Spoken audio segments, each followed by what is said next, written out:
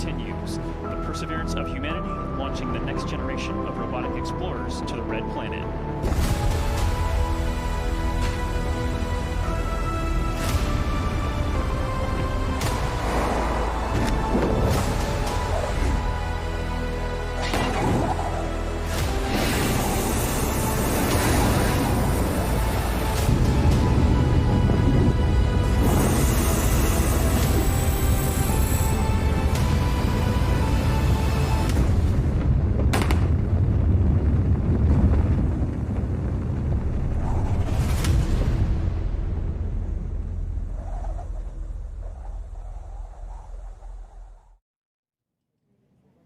Welcome to NASA's Jet Propulsion Laboratory in Southern California.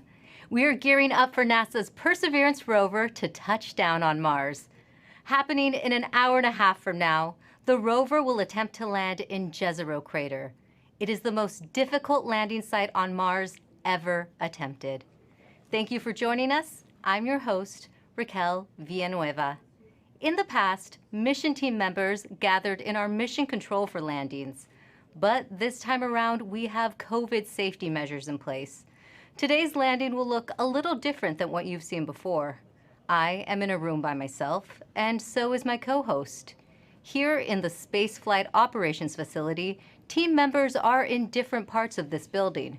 Some are in mission control, others are upstairs for landing operations. We also have isolated rooms for our guests on this show. In total, we have 8 locations covered by 14 robotic cameras that you will be seeing. One of those locations is the dark room, the heart of NASA's Deep Space Network. Think of it as a giant communication switchboard. This is where spacecraft phone home to us from across the solar system and interstellar space. The Deep Space Network has been tracking Perseverance since it left Earth. And there are lots of ways you can watch landing today. We have a 360-degree camera inside the control room. It lets you experience the landing right along with the team while seeing this broadcast. We also have the clean feed. It shows an uninterrupted view of mission control and audio. También tenemos un programa en español. To tell us about it is host Diana Trujillo, who also works on the mission. Thank you, Raquel. We're so excited to be the sister live broadcast in Spanish. Sintonízate nuestro programa en las redes sociales de Twitter, YouTube y Facebook en la NASA en español para que nos acompañes a un tour virtual de la NASA con entrevistas con astronautas, con participación de artistas, con entrevistas con científicos e ingenieros de Perseverance, con Plaza Sésamo y mucho más. ¡Te esperamos! Gracias, Diana. And don't forget, we want to see how you are watching the landing today. Use the hashtag Countdown to Mars to send us your photos and videos. To preview what interviews are coming up is my co-host from the JPL News Office, Marina Jurica. Thanks so much, Raquel. The excitement is building behind me right here in Mission Control as we count down to the Perseverance landing. We will be talking to some of the many people who made today possible, from scientists to engineers on the Mars 2020 Perseverance rover team to folks from NASA headquarters giving us a look into the future of Mars exploration. A little later, we will also be speaking with the students who named the rover and the helicopter. Inspirational stories as we prepare for another landing on the Red Planet. Back to you, Raquel. On this exciting day, later in the show, we will be answering some of the questions you submitted through your classrooms. Landing on Mars is complex. On this exciting day, later in the show, we will be answering some of the questions you submitted through your classrooms. Landing on Mars is complex. The team will be calling out milestones as they happen. It's fast-paced, and you'll hear lots of technical terms. To help us translate and explain what is going on in Mission Control is Swati Mohan. She is part of Perseverance's landing team. Thanks for guiding us through landing today, Swati. Hi, Raquel. I'm happy to be here today. So, Swati, what is the status of the Perseverance rover right now? So Perseverance is still in space right now, about 9,000 miles from Mars so far. So Mars is about 127 million miles from Earth right now. That means it takes about 11 minutes from light to travel from Mars. So Mars is about 127 million miles from Earth right now. That means it takes about 11 minutes from light to travel from Mars to Earth. So all the information that we receive from Perseverance actually happened 11 minutes ago. So the round trip is 22 minutes for us to send a command to Perseverance and hear back on the ground that she's received that command. This is what we call two-way light time. That's good to know. And can you tell us who else is in the room with you right now? The operations team is split into two different areas. Here in the cruise mission support area, we have primarily the team that has been flying Perseverance from Earth to Mars. You'll see the placards with the roles of each of the people by their stations.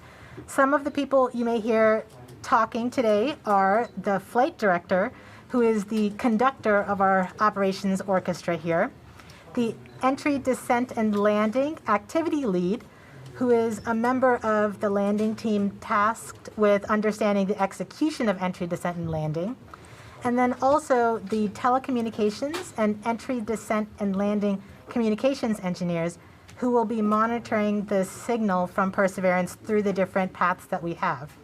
Upstairs, in what we call the war room, we have almost the entire entry, descent, and landing operations team.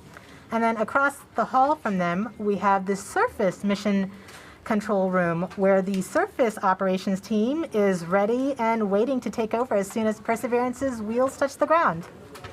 And you have been part of this mission for years now. Can you tell us what have you been working on? I've been working on Perseverance for almost 8 years now as a guidance, navigation, and control engineer, working primarily on entry, descent, and landing. One of my big tasks was to help with terrain relative navigation. Perseverance will be the first mission to fly terrain relative navigation. So while she's descending on the parachute, she'll actually be looking at the ground with a camera, seeing where she is with respect to the Martian surface, and choosing a safe spot to land that she can get to. After so many years of working on the mission, it's an honor to be here today as the mission commentator. We're happy to have you here. Thanks, Swati. We'll be checking back in with you in just a few minutes as Perseverance approaches its next milestone. Sounds good. But for now, let's learn more about the rover's mission once it lands on Mars. You know, Mars is the closest place that we can reach with robotic exploration that we think had a really good chance of having ancient life. The Perseverance rover will land at a location called Jezero Crater. Jezero Crater is a very interesting place. It's a crater that once held a lake. There are a lot of craters on the surface of Mars that could have once hosted ancient lakes, but not every crater that we think had a lake actually preserves evidence that that lake was there. It had an inflow channel and it had an outflow channel. That means it was filled. The crater was filled with water. In Jezero, we have probably one of the most beautifully preserved delta deposits on Mars in that crater.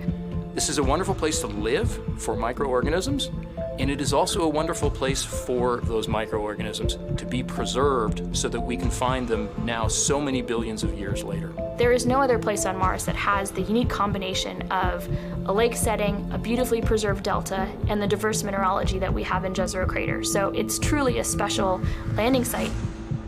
The major goal of the Perseverance mission is to investigate astrobiology on Mars, and in particular, to address the question of whether life ever existed on Mars. The Perseverance rover starts with a design that's very similar to Curiosity, but we've added to it a whole new set of science instruments. And these science instruments were purposefully selected to help us in the search for biosignatures. We're going to be taking microphones with us. For the first time, we're going to have that human sense on another planet. Perseverance carries with her a grand experiment in spacefaring technology, a helicopter, the name of which is now Ingenuity. One of the major upgrades that Perseverance has from Curiosity is that it's able to self-drive for a distance of up to 200 meters per day. As the rover is driving, it's literally building the map of the road it's driving on Mars. Scientists for years have told us that to really unlock the secrets of Mars, we have to bring samples from Mars back to Earth. So what Mars 2020 is going to do is to drill samples, put them in small tubes. We're going to seal it in its own individual tube. We set them on the surface to provide a target for the second two missions, which hopefully will get in development in the next several years and could potentially get the samples back to Earth by 2031. Perseverance is a very, very profound first step in both our understanding of our place in the universe and a stepping stone towards human exploration on Mars.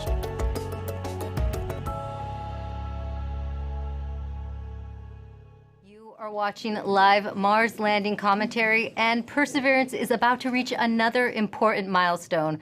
Swati, can you tell us what is happening? We are at a milestone where the operations team determines whether they're ready to turn off the transmitter to Perseverance. Turning off the transmitter is like taking your hands off of the wheel. At this point forward, Perseverance would be on her own to execute entry, descent, and landing over 500,000 lines of code. Let's listen in. Okay, all stations, we are ready for the transmitter off pole. ACS, are you go?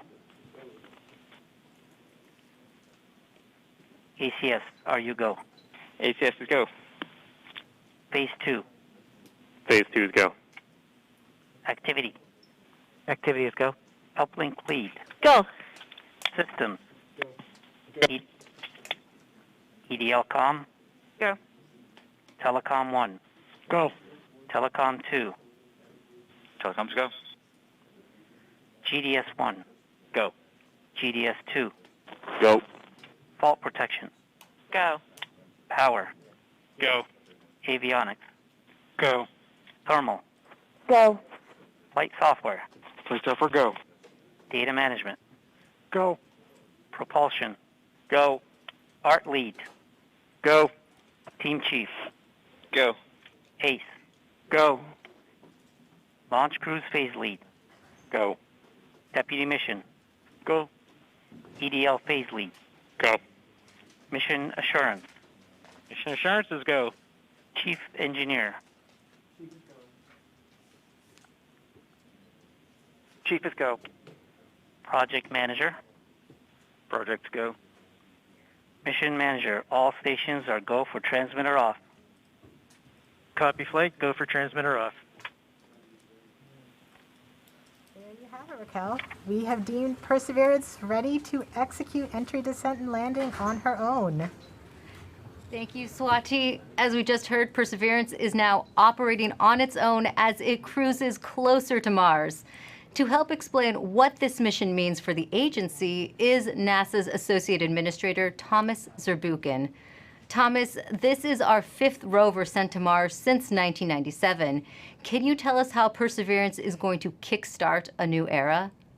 Wow, this is such an important date today, and it really is the beginning of a new era in a sense that we're going from exploration, kind of with experiments on rovers, looking around, doing analysis, to the sample return phase, in which we're not only looking around, looking at the geology, but really turning our rover into a robotic geologist and astrobiologist, collecting samples that we will bring back to Earth. And for us, of course, those are where the best laboratories are of all of humanity. Some of them still remain to be explored by some that are not yet in the science community yet. And that's what we're looking forward to. It's that new phase. The other element that I want to talk about is the amazing technologies that are there. And of course, one of my favorites is the Ingenuity helicopter, this in search of this extraterrestrial Wright brothers moment, you know, controlled flight for the first time elsewhere, Raquel.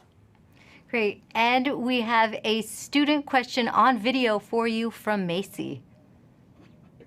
Hi, my name is Macy Ragsdale. My question is anything alive on Mars? Thank you.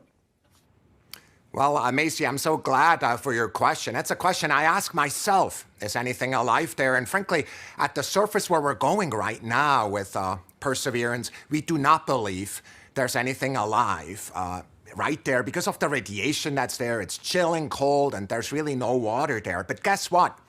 We think that 3 billion years ago, this looked like a stream that you may see on Earth. And frankly, a lot more similar than Earth, with water with a magnetic field, just like the Earth with an atmosphere.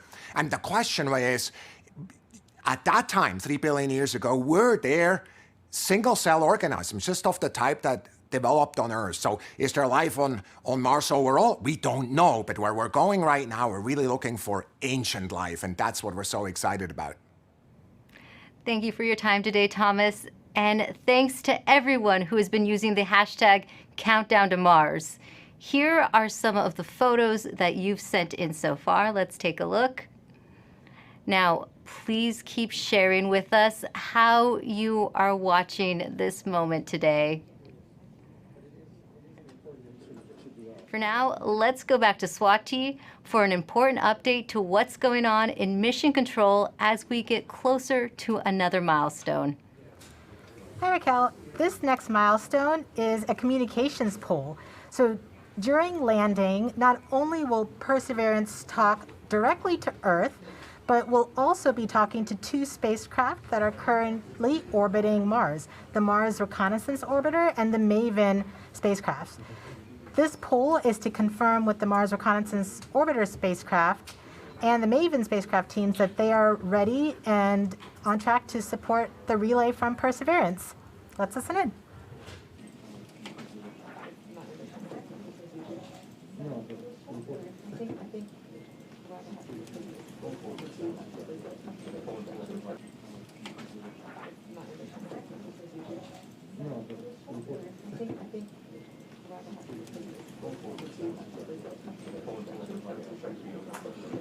EDL-COM flight. Go flight. Have you performed the comm check and readiness of the orbiters? We have performed the voice check and the readiness poll and can confirm that MRO, MAVEN, EDA, Radio Science 1 and 2, UHF, DTE, DSN, and EDL GDS are all ready to support. Copy, EDL-COM.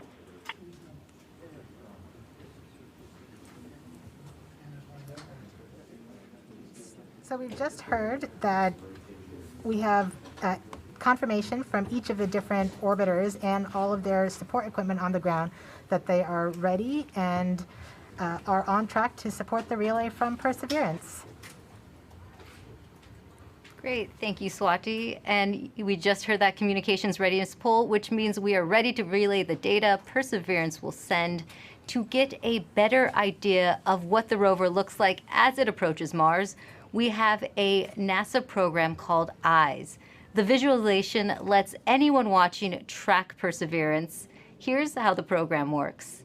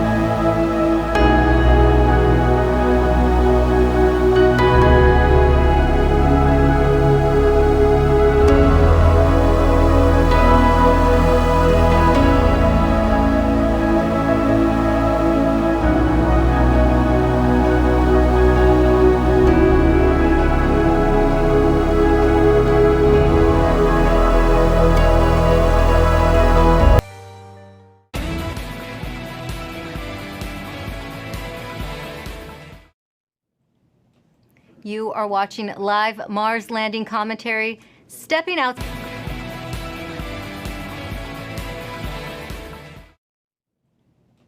You are watching live Mars landing commentary. Stepping outside Mission Control to talk to us is Perseverance System Engineer, Matt Smith. Thanks for joining us today, Matt. Hey, Raquel. Well, coming from Mission Control, we are going to hear terms related to landing. Can you help us understand what some of them mean? Sure, definitely. One thing you'll hear a lot about is telemetry. So telemetry is just our way of talking about data that's coming from the spacecraft and telling us important things like temperatures on the vehicle, pressure, how much fuel we have left, and other things that we need to understand for the health and safety of the vehicle.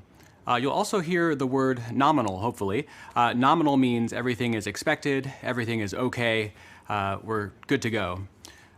You'll hear also a lot about velocity and deceleration. So velocity is just our speed combined with the direction we're going. And deceleration is our slowing velocity. So we're coming in at over 12,000 miles per hour, and we're going to slow down to a nice, comfortable 2 miles per hour at landing, and that's our deceleration. Speaking of landing, you may hear a couple important terms at landing itself. One is RIMU stable. So the RIMU is a device on the rover that measures the rover's orientation and whether it's moving. So we want a nice, stable landing spot without any motion. You'll also hear UHF stable, hopefully. UHF stable refers to good telecommunications link with the rover and indicates that we've had a good separation between the descent stage and the rover after the sky crane maneuver. Finally, you may also hear Tango Delta nominal or touchdown nominal. That means we've touched down on the surface of Mars within the expected range of safe landing speeds. Thanks for that breakdown. Now, this is your first Mars mission. What have you learned from this experience? Yeah, one of my takeaways is that you can almost never be too careful when it comes to Mars. You definitely can't take Mars for granted. You know, we've checked and double-checked and triple-checked everything on our way to Mars. And, you know, even though we've done this once before using the sky crane technique on the Curiosity rover, you know, I think everyone's going to have everyone's going to hold their breath until we're on the surface of Mars this time around. And we have a social media question coming in. Nor the Door on Instagram asks, how complicated is the automated landing sequence and who wrote the code? Yeah, it's quite complicated. The automated landing software needs to do literally hundreds of things all on its own, just right with sub-second timing accuracy. And it's the result of many hundreds of people over many years, stretching all the way back to Curiosity and then improved for the Perseverance landing today at Jezero Crater. Great. Thanks for your time today, Matt, and good luck. Thanks. Now, landing on Mars is hard. Landing on Mars during a pandemic is even harder. The team behind the Perseverance rover faced one of its biggest challenges when the coronavirus pandemic struck. Here's how they kept the mission going.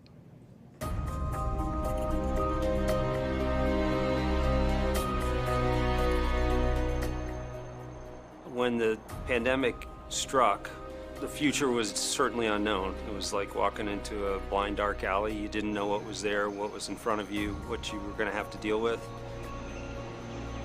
It's something that nobody expected. It's something that nobody could plan for. So we all were asked to start working from home. Rather than your first priority being mission success and getting to the launch pad, your first priority immediately gets displaced, and it's now the safety of the people. And it took a lot of work to put stuff together in order to keep momentum going, to keep people working safely, keep them healthy, and to keep the project on schedule. We called the effort Mars 2020 Safe at Work, and the objective was to keep the team as safe or safer than they would be if they were not working. You know, putting a spacecraft together that's going to Mars and not making a mistake, it's hard no matter what. Trying to do it during the middle of a pandemic, it's a lot harder. And liftoff. As the countdown to Mars continues, the perseverance of humanity launching the next generation of robotic explorers to the Red Planet. Certainly never done something like this before. Try to lead a team that's flying a spacecraft on the way to Mars while getting ready for landing, while doing it all from home. There's no doubt that working in isolation, not virtual isolation, but in physical isolation from everyone else, is a challenge. We had to rethink and redesign what it meant to operate a spacecraft in flight when we couldn't all be in the same room in mission control, seeing the data come down from Perseverance. It was a major change going to that, looking at everyone on a screen instead of in person. Because of the pandemic, you can't, just pop over your cubicle wall and talk to the person next to you. It's definitely been a challenge to figure out how to communicate and get everything done remotely, but we've managed to make it work. We are explorers. Our job is to go into the unknown, and this is just another example of the unknown. We're really doing something that's transformative and trying to understand whether or not life evolved on another planet. That's the fundamental objective of this mission. We're all still connected by this incredible mission and this wonderful team that we have the opportunity to be a part of. So that keeps at least me going. Pretty much everybody that I've talked to that's associated with the mission has said the same thing, which is you could not have come up with a better name than Perseverance. It's an amazing serendipity that we get to persevere through working on Perseverance.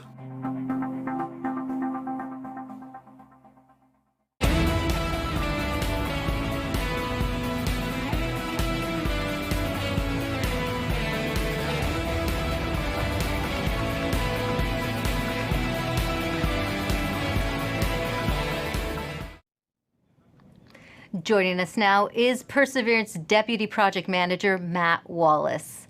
Matt, just how ambitious is this mission, and how was the Perseverance team able to stay on track with unexpected challenges like the pandemic? Well, it's a very ambitious mission. We're carrying not only a host of new, extremely capable science instruments to do that science mission that we've talked about, but also a number of technology experiments that will provide feed-forward information into the next set of robotic explorers or even human exploration of Mars. So there's a lot for us to do. We look a lot like Curiosity, but in fact we're carrying 50% more payload down to the surface of Mars. And so it's been a big challenge. And it was particularly challenging when the pandemic struck. It came at a critical time in our processing. We were just months away from launching. We were trying to essentially get the spacecraft assembled and do the final tests. We did not have a lot of margin in our schedule, and our focus just entirely shifted from that to keeping the team safe and keeping their families safe.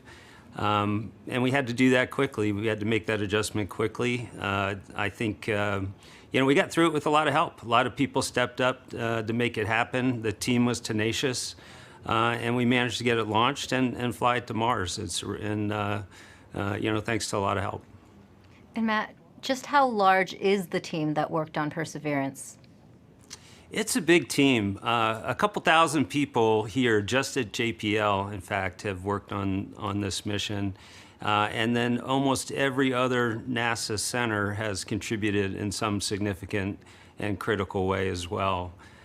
We have over 1,000 industry partners that have provided hardware into this mission from 44 different states, 560 different cities. And of course, we have international contributions from Europe and many other international providers as well. So it's a big team. It's taken a lot of people to get us to where we're at. That is a big team. Yeah. This is the most difficult landing site ever attempted. Now, why do you think Perseverance is ready to land in Jezero Crater now? Jezero is tough. I mean, it's scientifically fascinating because it's got a lot of things like craters and rock fields and cliffs and sand dunes and that sort of thing, which are great for the science community. That's exactly the type of features they're looking for to learn more about Mars.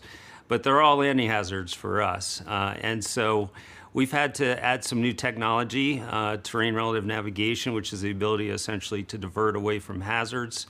But we have taken this system through the same types of paces that we have on previous missions. We've used the same techniques, the same best practices for engineering verification, and in many cases, we've used the same people. This, in fact, is my fifth Mars rover mission, and I'm not alone. There's other people on the project in the same situation. So, You know, the team has given it everything they've gotten to put it all out there and to make this successful, and I think we're ready. Thanks, Matt, and good luck on your 5th mission. Thank you very much. Well, Jezero Crater is a location on Mars that has intrigued scientists for years. Let's head over to Marina to learn more about the science goals of the mission. That's right, Raquel. Here to explain why we want to go there is Deputy Project Scientist Katie Stack Morgan. Welcome, Katie. Thanks, Marina. Glad to be here. Now, Perseverance is landing on Mars at the Jezero Crater. Why is it that you and the team chose this particular area? Yeah, so scientists believe that Jezero Crater is one of the best places on Mars and possibly the entire solar system to look for signs of ancient life. Jezero contained an ancient lake and has within it one of the best preserved ancient delta deposits on the surface of Mars. And deltas form when a river enters a relatively open body of water, like an impact crater, and deposits the sediment that it's carrying into the lake. And we know based on studies of deltas and lakes here on Earth that they're great places to concentrate and preserve organics and support microbial life. We're also excited because Jezero exposes rocks that are between 3.5 to more than 4 billion years old and represent a variety of different geological processes. Now, this might be a tough choice, but what do you think would be the most rewarding scientific discovery that we expect to get from this mission? Yes, hands down, I think the most rewarding discovery I think we can make with Perseverance would be finding a truly compelling ancient biosignature on Mars. The rocks in and around Jezero Crater record a period of time when life first arose in the solar system, and we have the opportunity with Perseverance to study the evolution of a planet from a once habitable world likely capable of supporting ancient life to the cold, barren planet we know Mars is today. And why do you think, Katie, it's so important to find out if there really is or was ancient life on Mars? Well, the question of whether there's life beyond Earth is one of the most fundamental and essential questions we can ask. And our ability to ask this question and develop the scientific investigations and technology to answer it is one of the things that make us as a species so unique. And based on everything we know about Mars in the past, it absolutely should have been capable of supporting ancient life. So we can find out an answer to the question, where there were habitable environments, was there life? And studying the possible emergence of life on ancient Mars can also help us better understand the conditions that led to life on our own planet Earth. That's so fascinating, Katie. And now we're going to take a question from a student, Vara. Hi, I am Vara, and my question is, why was Mars able to sustain lakes and rivers ages ago, but cannot now? Isn't it cold enough to make water, and isn't it always? Thank you. Yeah, that is such a great question. And one of the things that protects our atmosphere here on Earth and allows liquid water to be stable on our own planet is the fact that we have a magnetic field protecting that atmosphere. We think that Mars lost its magnetic field way back billions of years ago and left the atmosphere exposed to things like solar wind and cosmic rays that basically blew that atmosphere away. And once that happened, liquid water wasn't stable on the surface of Mars anymore. It was too cold and the pressure was too low. And so now Mars is not capable of supporting liquid water and likely not capable of supporting life at its surface. Well, thank you so much to Vara for that great question, and a big shout out to all the kids that are watching out there today. And thank you so much to you, Katie, for joining us. That was so great. Thank you. Now sending it back over to you, Raquel. Thanks, Marina. Earlier, we were able to catch up with the communication systems engineer, Chloe Sakier. She helps us break down the system used to track Perseverance during landing. The communications infrastructure supporting Perseverance's landing is quite complex. We've rallied a truly global network of relay and communications assets to help us capture and record those precious minutes of entry, descent, and landing, or EDL. We receive a stream of engineering telemetry via these communication assets that helps us see and understand exactly what's happening. Perseverance sends direct-to-Earth X-band tones, each of which provides us with indications of critical entry, descent, and landing events. During entry, descent, and landing, we have 2 Mars orbiters listening for the ultra-high frequency, or UHF, signals from Perseverance. These orbiters relay these signals to deep space network stations on Earth, Madrid in Spain, and Goldstone in California. The Mars Reconnaissance Orbiter, or MRO, has reconfigured its software to perform a type of relay called bent pipe. This will provide us with near real-time telemetry during entry, descent, and landing. We have coverage from the Mars Reconnaissance Orbiter from just before entry to a few minutes after landing. The telemetry we receive will be delayed by the time it takes light to travel from Mars to us back on Earth. Additionally, the Mars Atmosphere and Volatile Evolution spacecraft, or MAVEN, is recording these UHF signals and will be relaying that recording hours after landing. MAVEN will be covering us from around the time of cruise stage separation until a few minutes after landing. We also receive what we call heartbeat tones, which are indications that the spacecraft is alive and progressing throughout entry, descent, and landing. It's important to note that while unexpected, we could lose our communication links and still land safely. Because Perseverance is doing entry, descent, and landing completely autonomously, she doesn't need our help to joystick the landing. The communication links give us added visibility. And you can see Chloe hard at work inside Mission Control right now. Perseverance's landing might look like the system the Curiosity rover used back in 2012. But landing on Mars is difficult. There's always a risk involved. Here's what needs to happen for Perseverance to touch down safely in Jezero Crater. Nothing can be taken for granted when you get to Mars. There's a lot of things we just don't know. Space always has a way of throwing us curveballs and surprising us.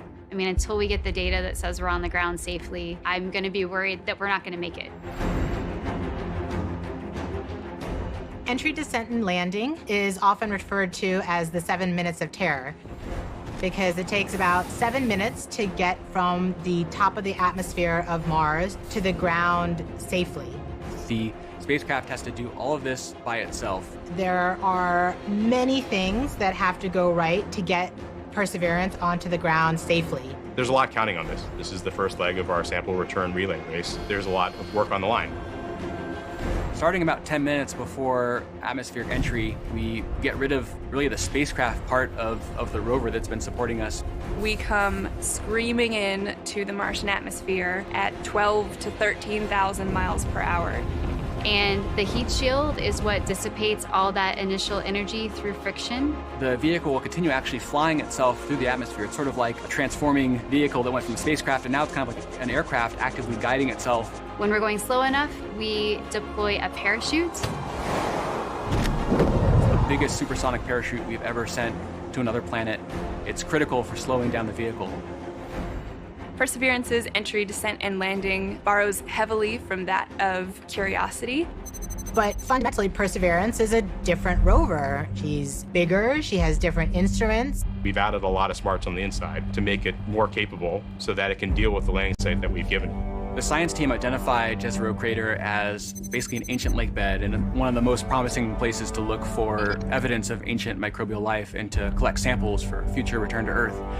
The problem is it's a much more hazardous place to land. When you look at Jezero, all you see is danger. How do we go to a site that we never thought was safe enough to go to before? So the heat shield, which has protected us all the way through entry, is no longer necessary. We need to get that off so that we can actually see the ground. And we can see the ground in a couple different ways. Perseverance will be the first mission to use terrain relative navigation. So while it's descending on the parachute, it will actually be taking images of the surface of Mars and determining where to go based on what it sees. This is finally like landing with your eyes open. Having this new technology really allows Perseverance to land in much more challenging terrain than Curiosity or any previous Mars mission could. Amongst the rocks and the craters and the cliffs, these things are hazardous to the rover, but these are the things that are interesting to the scientists. Once Perseverance has figured out where she is, we jettison the back shell and parachute and light up our rockets. Those rockets help us steer to a safe landing spot that's nearby. That descent stage takes us all the way down to about 20 meters off the ground. That's when we start the sky crane maneuver. And once the rover has hit the ground, the descent stage will cut loose from the rover and fly away to a safe distance. Surviving that 7 minutes is really just the beginning for Perseverance.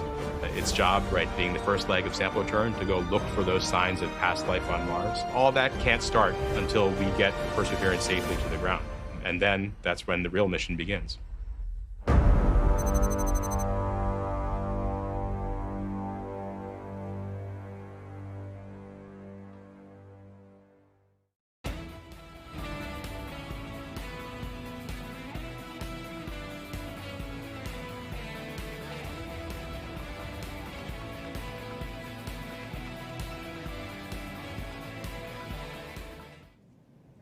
With us now is Al Chen. He is Perseverance's entry, descent, and landing lead.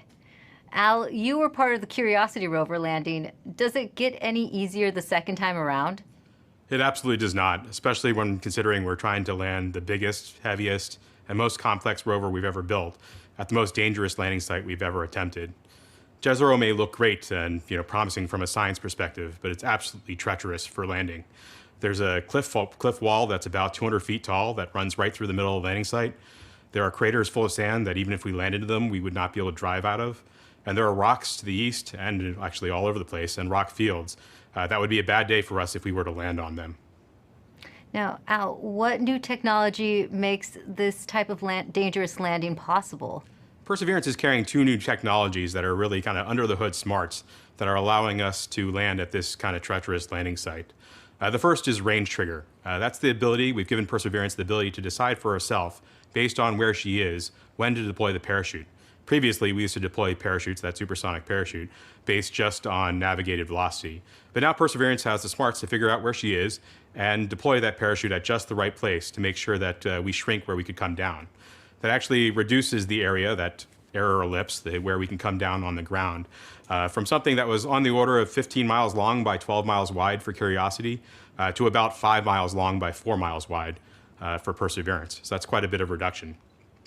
Second, the next piece of technology that's helping us land there is terrain relative navigation. In the past, after we've popped off the heat shield, we've taken pictures of the ground as it's been coming up, but we haven't really done anything with them. This time, Perseverance is carrying a camera to take pictures, but also a kind of second brain to help it figure out what those pictures are telling it and match it up with an onboard map from a satellite. That allows it to figure out exactly where she is. Suddenly then, she can then fly to safe spots that are nearby once she really knows where she is. It allows the site to not have to be as flat and boring as a pancake as some of our past sites have been, the entire area we could come down. Now we just need little pieces of that site to be small enough and safe enough for us to land in safely and fly there after we've gotten rid of the parachute. And we also have a social media question coming in. Sansakari14 on Instagram is asking, how does the sky crane decide where to move itself after the payload lands? After the payload lands, after the rover touches down, the sky crane, the descent stage, which is that rocket-powered jetpack above it, the first job, of course, is to make sure you don't hurt the rover. So it'll turn forward or backward so that the engine plumes don't pass over the rover. So it'll come up and start to turn. And it'll go in whichever direction is closest to north. So it can either go forward, if that's the way north is, or go toward the rear of the rover, if that's where north is. And it'll fly about 1/3 of a mile or so away. Thanks for talking to us today, Al. Thank you very much.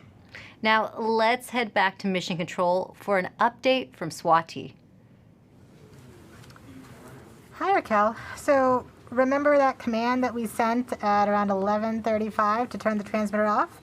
We are just about to get confirmation that Perseverance has received the command. The command took 11 minutes to go to Perseverance, and then the reply took 11 minutes to get back from Perseverance to the ground. So we should hear any second now that we have officially turned off the transmitter. And after that, we will be about 4 minutes from the start of entry, descent, and landing mode. At this point, we will transition from the cruise approach mode to entry, descent, and landing. And that means our travel from Earth to Mars is done, and now we just need to get to the surface. So far, things are looking good. Great. Hello, this is CAD 3, ready to show estimated miss distance for OD 132. Copy EDL phase, welcome back. Go ahead.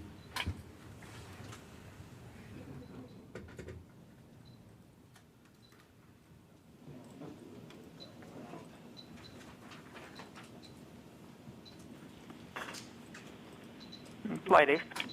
Go Ace. Our tracking stations have all confirmed the results of the transmitter drive-off and in lock one way. Copy Ace. GDS flight. Flight GDS. At this time, I'd like to disable the alarms before EDL main. So please disable all the alarm files and start a new downlink session. Copy that. EGP. Copy that. Proceeding now. Confirmation that we are now officially one way and the transmitter is off.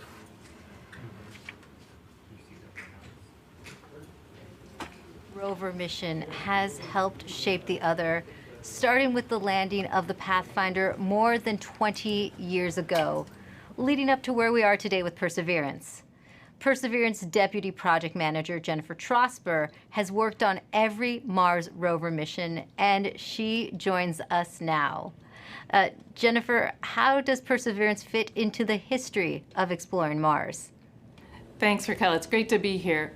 Well, Perseverance is NASA's 5th rover on Mars, and I've had the privilege of working on every one of them. And the very first rover was the Sojourner rover we sent in 1997, and it was the size of a microwave oven. And even at that small size, Sojourner was able to transform the way that we explore Mars, from stationary landers to small roving robots that go from place to place, just like a geologist would on Earth. So once we had that roving capability, then we sent our twin rovers Spirit and Opportunity. Spirit and Opportunity were tasked with finding evidence of ancient water on Mars. Now they did. They're great explorers, and both of them found ample evidence that water had once existed on the surface of Mars. But we had a question. Another question then was Mars ever habitable if water had been there? And that's when we sent Curiosity. Now Curiosity was a major upgrade to our rover fleet. She's the size of a small car. She landed with the Sky Crane system instead of airbags. And she also carries along her own sample analytics lab, and she's still operating today. And during her exploration, she has found evidence of a habitable environment in an ancient lake bed on Mars. So now we're sending Perseverance. Perseverance is tasked with answering the question and looking for evidence of ancient microbial life on Mars. And in order to do this, she has to be the smartest and most capable rover we've ever sent. Speaking of Perseverance, can you tell us more about how Perseverance is smarter than its predecessors? Yes, we've made a lot of upgrades to help her along with the surface mission. One of them is for her autonomous traverse capability. When I say autonomous traverse, I mean we tell her where we want her to end up, and she has to figure out the safe and best way to get there. In order to do that, she uses her cameras, algorithms, a computer. So we've given her another computer, we've upgraded the cameras, and we've upgraded the algorithms. Now she drives 3 times as fast as Curiosity could drive in this autonomous traverse mode. In fact, her average daily distance for driving, about 200 meters, is close to the maximum distance any rover has ever driven in a day on Mars. So she's fast. Another thing that we've done, which is the most significant upgrade that we've made, is the sample caching system itself. Curiosity has a robotic arm, like Perseverance has a robotic arm, but on the end of Perseverance's robotic arm is a coring drill that will go and take rock cores, transfer them into sample tubes and into the rover, where another robotic arm will take those tubes, will seal them and store them, and eventually drop them on the surface of Mars for future return to Earth. Great, and we also have a social media question about Perseverance. Erica AS on Instagram wants to know what the wheels of the rover are made out of. Great question. Well, you may think we make them out of some material you've never heard of. It turns out they're made of aluminum. Now, Perseverance's wheels are a little thicker than Curiosity's, but they're actually both made out of aluminum. And one more question for you. Can you tell us more about the importance of where you are right now in the building? Yes, I am above, on the 2nd floor, above the cruise mission support area that you've been watching. And this is the surface mission support area. So as soon as Perseverance lands, all commands, this room will take over. It will become headquarters for operating Perseverance on Mars. Thanks for taking the time to talk to us today, Jennifer. Thank you. Now, we now know Perseverance's place in history. Let's take an up-close look at the rover with Mars 2020 System Testbed Engineer, Elio Morillo. Thank you, Raquel. I'm standing in front of the Mars 2020 Perseverance scaled model. As you can tell, this vehicle is about the size of a Mini Cooper. These wheels are obviously black here and they look like rubber, but they're actually fully made of metal. These wheels are designed to allow us to climb over obstacles and of course climb over hills and minimize the amount of slipping once we're traversing on the surface of Mars.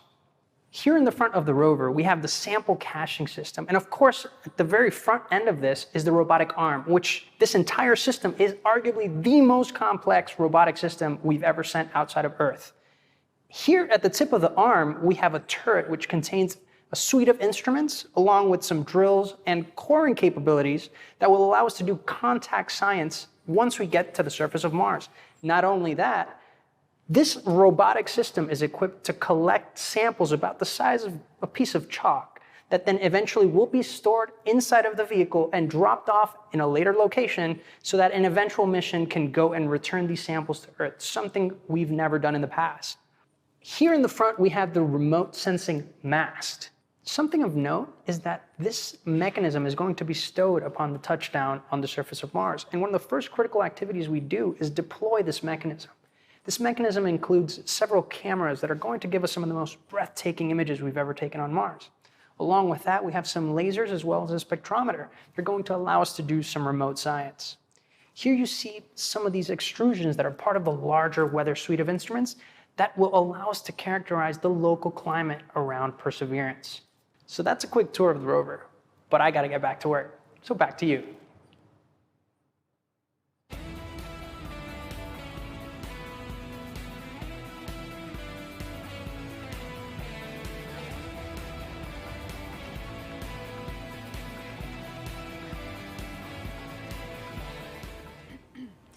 Perseverance is collecting samples of Martian rock for future return to Earth. We've heard that scientists have been wanting to bring Martian samples back for many generations. And here to talk a little bit about that is NASA's Planetary Science Division Director, Lori Glaze, who joins us now to talk about the role Perseverance will play in NASA's future goals. Welcome, Lori. Hi. Now, as you just heard, we've heard that scientists have been wanting to bring back these Martian samples for a very long time. Why do we need to bring them back? That's really a great question. You know, we actually have examples of Mars already here on Earth that came here as meteorites.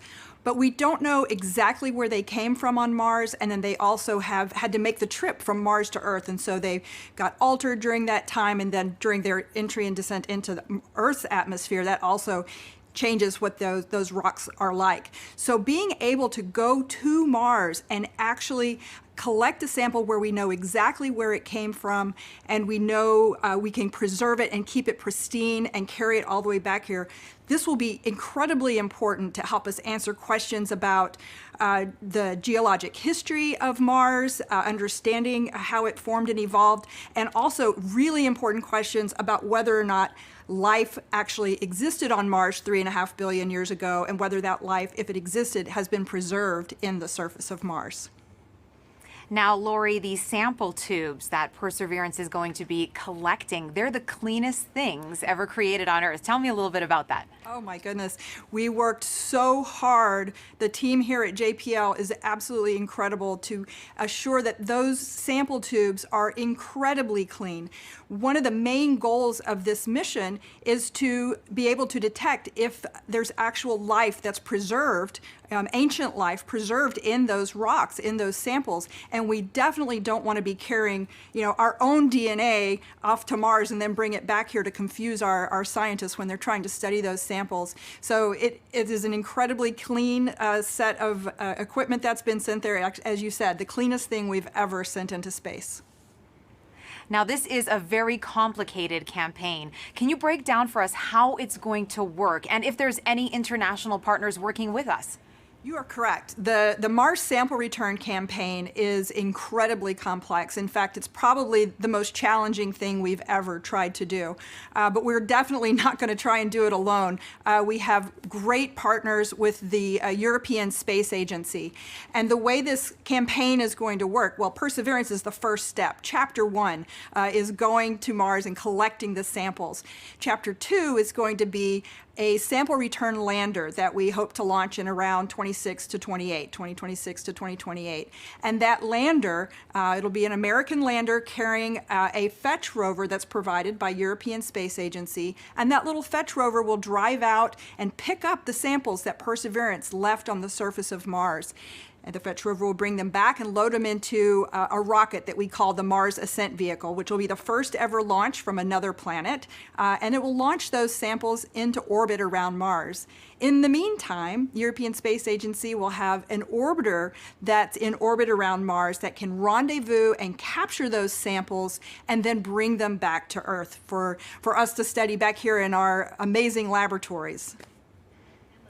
A lot of firsts, it sounds like, Lori. And another first, how is Perseverance and the Mars sample return mission going to help the future exploration, human exploration of Mars? I'm so glad you asked that. I think we're going to get a lot of great information from Mars sample return with, again, being able to land the heaviest payload we've ever landed on Mars will be that sample return lander. That's critical to us learning how to land humans on Mars. And then we are definitely going to want to be able to launch the humans back off of Mars. So that Mars Ascent Vehicle is going to be critical, that first step of the first launch from another planet. So exciting, Lori. And speaking about the Mars generation, we're now going to take a student question for you from Livia. Hi, my name is Livia, and my question is, what made you want to study Mars, and why are you working so hard and willing to wait so long for a sample? Thank you. Oh, Olivia, that is such a great question. And I enjoy Mars just because it can tell us so much about how our solar system formed and evolved. All of the planets can tell us different parts of that story, and Mars is a really key piece of that. And one of the main reasons we're willing to wait so long to get the sample back is that we've got great new scientists that are all about your age, and in about 10 or 15 or 20 years, you'll be the generation that's going to actually get to work with these samples. When they come back, you'll be the scientists and engineers that will be the next generation to change how we think about Mars and how we think about life in the solar system. That was a great question, Lori. Reach for the stars, future little scientists and engineers. Thank you so much for joining us here today, Lori. It's my pleasure. Thanks. Back to you, Raquel, for another mission update. Thanks, Marina. The cruise team for Perseverance controls the rover on its way to Mars. And moments ago, they handed it over to the landing team. And it looks like team leaders in Mission Control are about to talk to both teams. So let's listen in.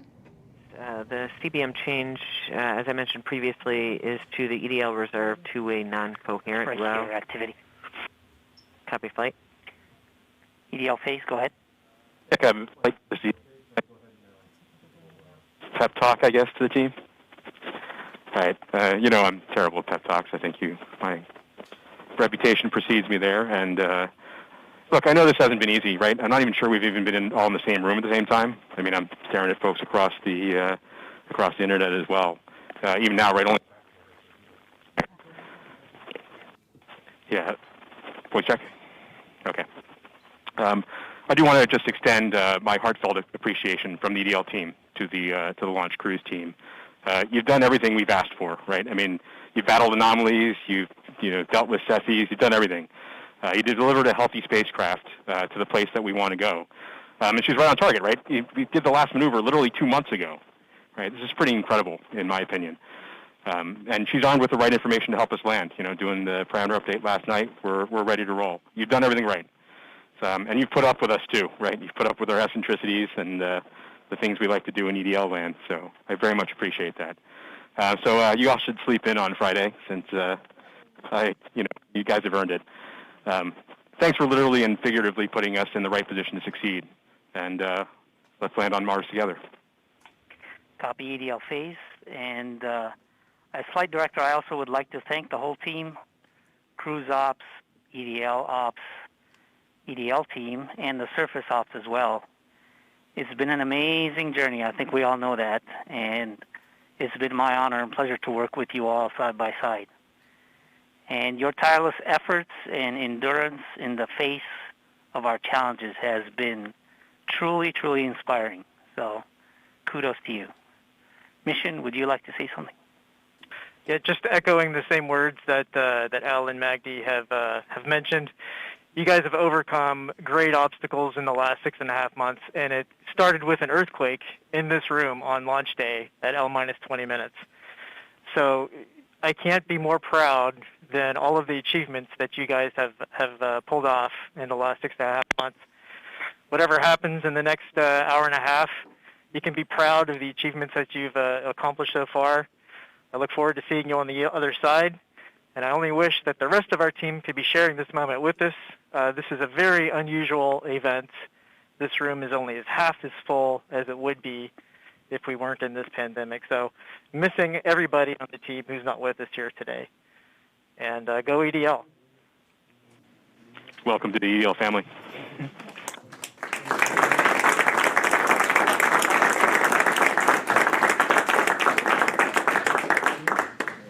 And with that, Godspeed Perseverance. All right, activity. Go ahead and continue the report. Sure thing, Flight. We've since completed the EDL start anchor. As I was mentioning, we changed our CBM row to EDL reserve two-way non-coherent. That row reinforces our CBM windows disabled, keeps our packetization on, it turns off our ranging and switches to the auxiliary oscillator. We have also started our real-time data product and reinforced medley on. At this time, we just heard Perseverance team leaders thank the cruise team for their work in guiding the rover to Mars. Now, did you know the rover name and Mars helicopter name came from students? Well, a couple weeks ago, Marina was able to catch up with them. Thanks, Raquel. Earlier this year, NASA and our partners held a nationwide essay contest to name our Mars rover. Alex Mather, a 7th grader from Springfield, Virginia, submitted the winning essay that was selected by NASA from a field of more than 28,000 entries from K through 12 students in every state in the U.S. Vanessa Rupani's essay for Ingenuity was so compelling, NASA thought it would be a perfect name for the history-making helicopter, a technology demonstration carried aboard the Perseverance rover. Alex and Vanessa join us now. Welcome, you guys. Hello, space nerds. Hi. Now, you got to go to Florida and watch the launch live back in July. Alex, what were you feeling as you saw that rocket launch into the sky? I read a log of books written by astronauts, and every single one of them always talks about the raw power behind the space launch. And I definitely feel like watching the launch invoked that sense of inspiration mixed with anticipation, along with that rumble in my chest. That's very inspirational, and I'm sure that you have had many conversations with your classmates since this all began. Now, what kind of questions have they asked you? I got some people asking me about what this helicopter is, what this rover is, what are they actually going to do. So I love that this whole experience sparked a greater interest in the mission in my community. Why do you think it's so important for kids to be inspired by space exploration? Because space is the future, and kids are the future. Learning about space and watching the story of humanity spread to the stars happen is watching the future happen and seeing history unfold. The best way to keep our home safe and protect our planet is to learn from the worlds around it. So I think it's really important for the next generation of scientists to be engaged in that type of exploration to make our home the best place it can be.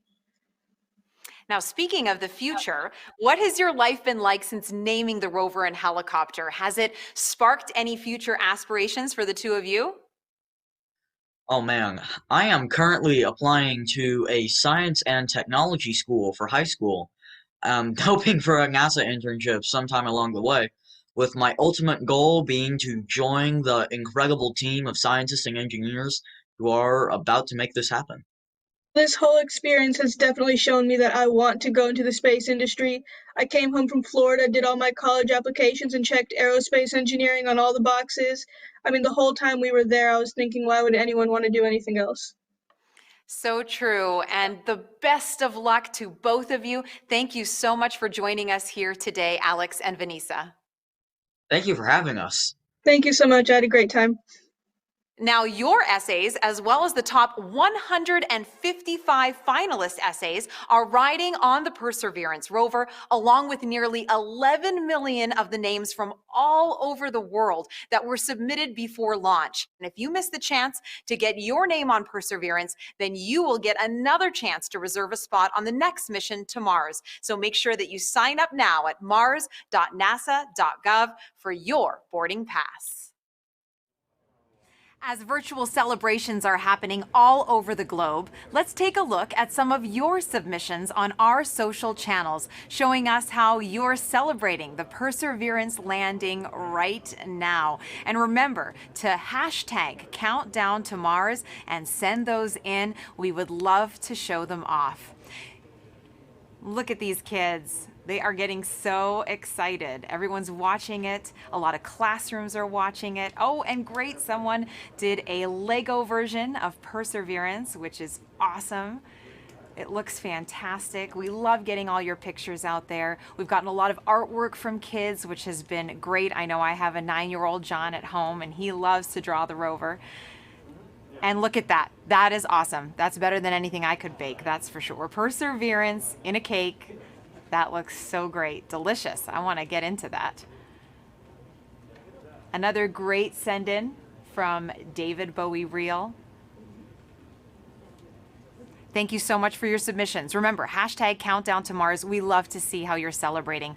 Now, you might know our next guest from shows like Emily's Wonder Lab. Joining me now is Emily Calandrelli. Thank you so much for being here with us today. Hi, thanks so much for having me. Now, you are very passionate about getting kids interested in science and space exploration. Why do you think kids are so excited about space? Well, I know the reason I'm excited about space, and I think it's the same reason that many others are excited about space, and it's that the people in the space industry work to answer two of the biggest questions that humans have ever asked. Are we alone in the universe, and where did we all come from? And by sending a rover to Mars, we are gaining evidence for the answers to these questions, more evidence than we ever had before, and I think that's so exciting. It is, and I know you get loads of interesting questions from kids. Have you gotten any about Mars specifically? Oh my gosh, yes. Everybody loves Mars. It's in movies and books and TV shows, and everybody loves Mars. So one of the things that I get asked a lot is that, it's called the red planet. Why is it red? Well, it's red because it's literally rusty. The top layer of soil on Mars has iron oxide in it, or rust, and rust has that brownish red color. So it's red because it's rusty. And also because it's red, they ask, is it red hot? Is it really hot on Mars? And well, no, actually, it's colder than the Earth. It's farther away from the sun. So as you would imagine, it's a little bit colder than the Earth. It also has a really thin atmosphere. So the heat that it does have, it has a hard time keeping in. And so it's a little bit colder. But then I also get asked, what would I weigh on Mars? That's a really fun question. So on Mars, it's a little bit smaller than the Earth, so the gravity there is weaker. It's about 3/8 the gravity that we have here on Earth. So if you weighed 100 pounds here on Earth, you'd weigh 38 pounds on Mars, or 100 kilograms here on Earth, 38 kilograms on Mars. Those are all super fun. I think even some adults want to know the answers to those questions, Emily. Now, why do you think it's so important to educate kids about science and give them that great foundation? Well, science is the language of nature, and learning about science and learning how to think like a scientist means you are learning how to systematically seek out truth in the world. You are learning the scientific method, you're learning how to be a critical thinker, and honestly, those skills are great for whatever you end up wanting to do in life. True. If you want to be a scientist or an opera singer, that holds true. And what are you most excited about today?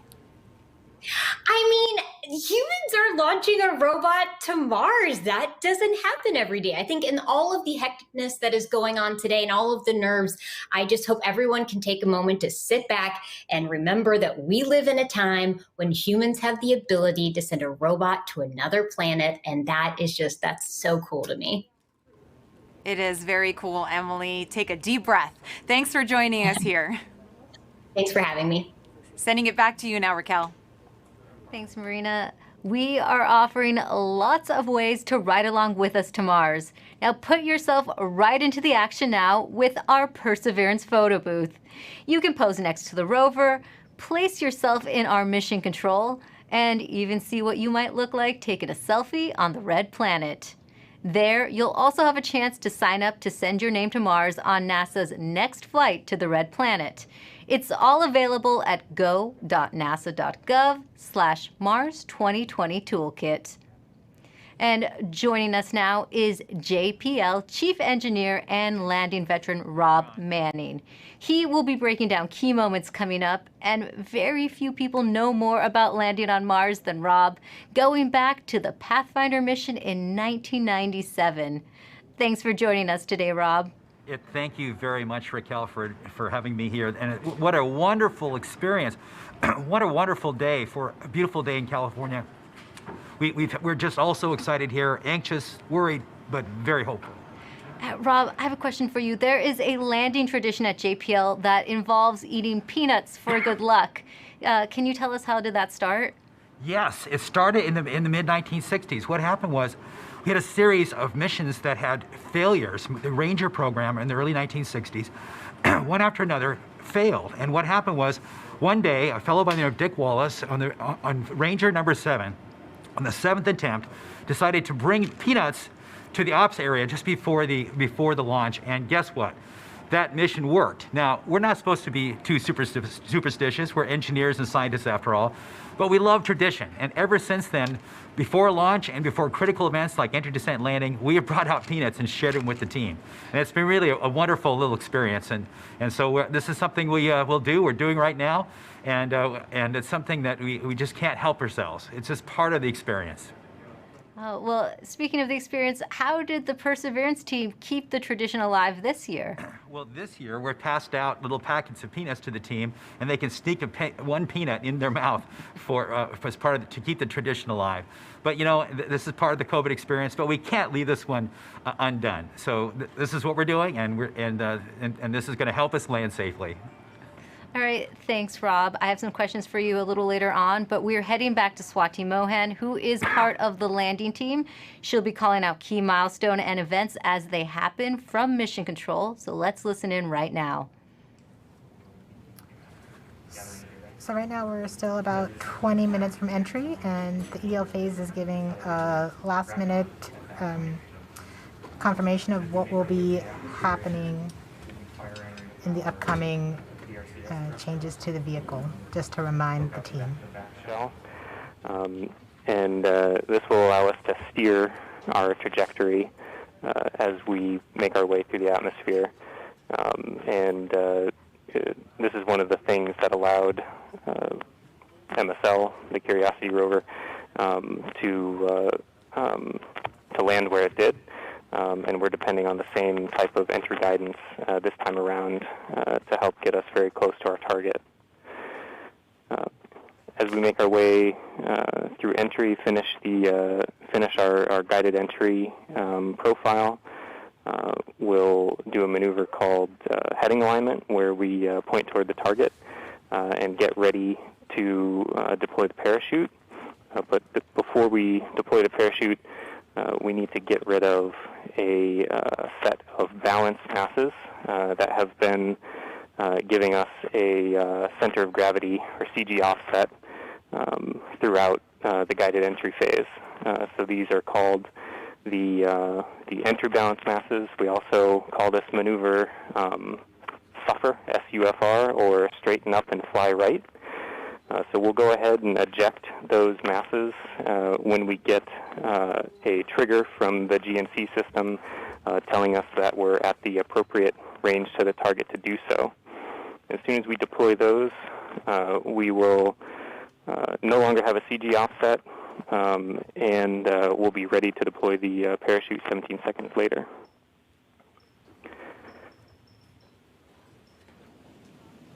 Right where the Perseverance team is sitting now, what's in store for them as we approach landing? I'm going to hold here for EDL prep as we're about to start that anchor. Copy, piece 2. And activity, please call that out when it's ready. Copy, Flight. Can I make the announcement now? Go ahead. Maggie's make the announcement, but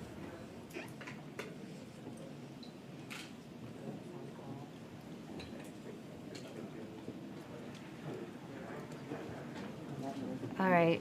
Now, Rob, you've been right where the Perseverance team is sitting now.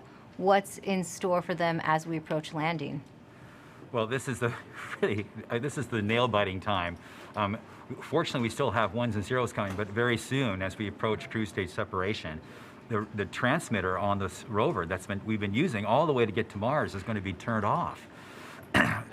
So we will lose our ability to see ones and zeros. But the good thing is, once the cruise stage is gone, there's another radio that will continue transmitting a tone, so that like a flashlight, that will allow us to at least see that the vehicle is still on, and that color of that flashlight tells us a little bit what state the rover's in. But soon after that, it won't be very long before we'll be able to hear more ones and zeros coming from the spacecraft. So this is a really exciting time, and it's just important to remind people there's a lot that can go wrong in a day like today. There are thousands of things that have to go right. Yeah, we had success in the past landing on Mars. You'd think it gets easier, but it really doesn't. Why is it still so difficult? Well, because it's involved thousands and thousands of things, hundreds of thousands of lines of code. There's 79 pyrotechnic devices. Each have to work perfectly. One critical wire short, or one key thing mechanism that doesn't work or breaks, and it's mission over. And so it's, and it's very easy. We're human beings. We're not perfect. Mistakes can be made. We count on each other to find our own mistakes, and we work very hard to learn from the mistakes of the past. We've had many failures. Remind people, roughly half, around half of the missions to Mars over history have failed. And so that could happen today too. Even though we've had a nice, wonderful string of successes in the United States, it's still still a bit of a gamble that we have hoped that we have erred in the side of luck, and we've stacked the deck and loaded the dice to make this thing succeed. But if we do fail, if something bad happens today, I can tell you, we're going to learn it. We'll have the data that tell us what happened. We'll know why. We'll figure it out. And if we are allowed, we will pick ourselves up and get us back on the horse.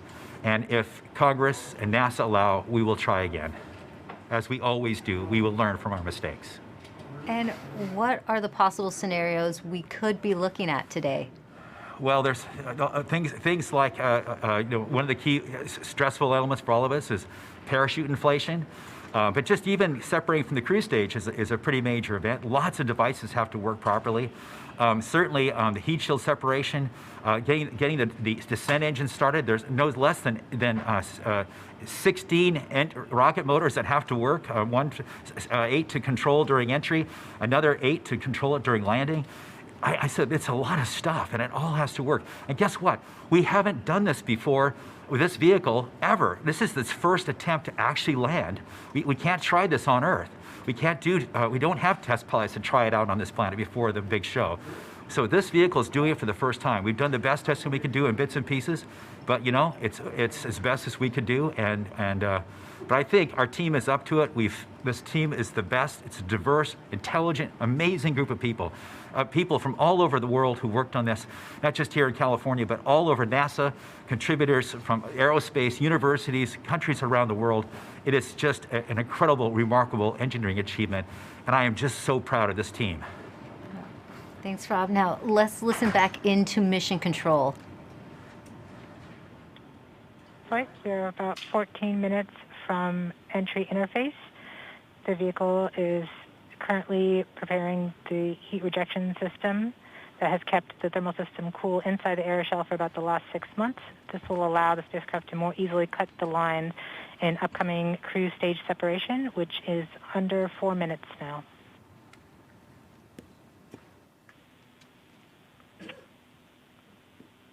We have now enabled the rover pyro bus. That's the pyrotechnic system that's We going are to powering off the cruise stage devices. and these are the things in the cruise stage that we no longer need. With the pyrotechnic system working, we can explode the devices The necessary to vehicle is separate. preparing for the upcoming cruise stage separation in about 3 minutes 15 seconds by powering off all the devices on the cruise stage in order that they can be safe once the cruise stage is jettisoned. Yeah, this cruise stage has been very reliable. We are firing our first pyros to vent the HRS liquid and gas. This has been the coolant that's kept our vehicle from getting too hot on the way to Mars. We have to vent it into space.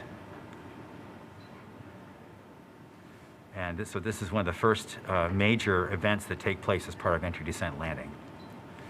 The HRS vent anchor is complete. Yes. We will see the next anchor in approximately 3 minutes.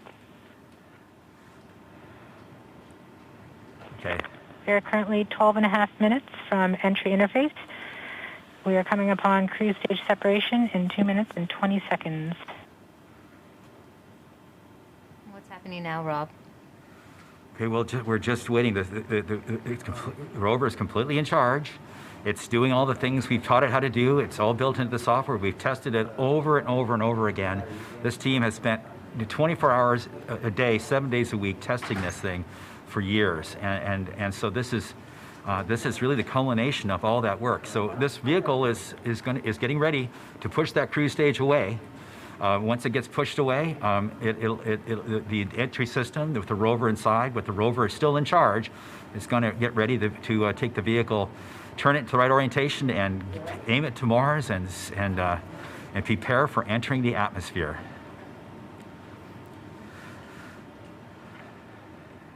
This won't be long. Be prepared for this event. We're about 1.5 minutes from cruise stage separation, about 11 minutes 20 seconds from entry interface. Okay, so it's about 10 minutes from cruise stage separation till entering the top of the atmosphere. From then on and out, things happen We are fast. switching to MFSK tones. Telemetry will have stopped. Telecom is confirming that the spacecraft has switched to broadcasting tones. These tones are received directly from Perseverance, but have very limited information content. We won't receive real-time information until about 9-10 minutes from now, once the Mars Reconnaissance Orbiter starts relaying information from Perseverance. We are under a minute from cruise stage separation, about 10.5 minutes from entry interface. It's getting exciting. I have to admit, I am quite anxious, but very hopeful that this machine is going to do what we asked it to do. We are seeing the heartbeat tones. Okay, that means that there's no more ones and zeros coming. It's just the vehicle telling us it's still alive.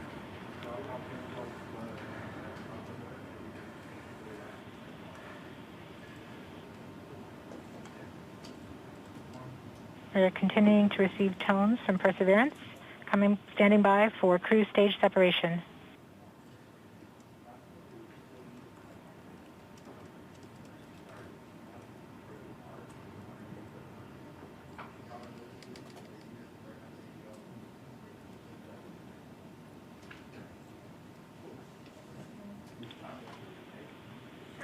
We have indication that cruise stage separation has been confirmed by the spacecraft. We're off on a good start. In about 1 minute, Perseverance's landing software will wake up and begin the final preparations for entry. The first action it will do is to fire warm-up pulses with its entry thrusters. These pulses ensure that the spacecraft gets the thrust that it wants during entry interface. We're about 9 minutes from entry interface.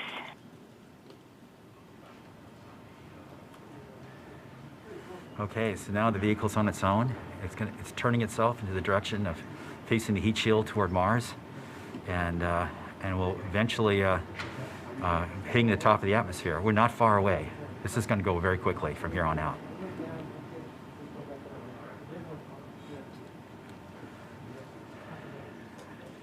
I have confirmation that we got shadowed by the cruise stage as it passed through our beam to the Earth. Telecom indicated actually that we could see a signal that the cruise stage went between the Perseverance entry capsule and Earth. So we saw a little blip, the data stream indicating the cruise stage separation. We have confirmation that the vehicle has started warming up those entry thrusters. Warm-up pulses have begun.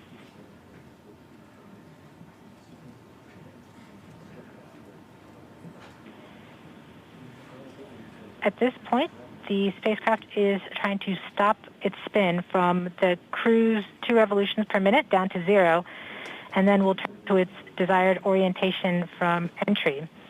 It will separate the 2 balance masses that has kept it balanced during all of cruise. This will allow the entry capsule to have lift when it enters the atmosphere. We have confirmation that the spacecraft has turned to the desired entry attitude. We are about 7.5 minutes from entry interface. Okay, the vehicle is pointed in the right direction. The thrusters are warmed up and doing their job. And now we've spun down from the 2 revolutions per minute that the vehicle had the whole way to Mars. It was a spin-stabilized spacecraft. And then from here on out, it's going to just be a bullet, and it's going to control its orientation and attitude via rockets on the back of the back shell. Points carrier lock.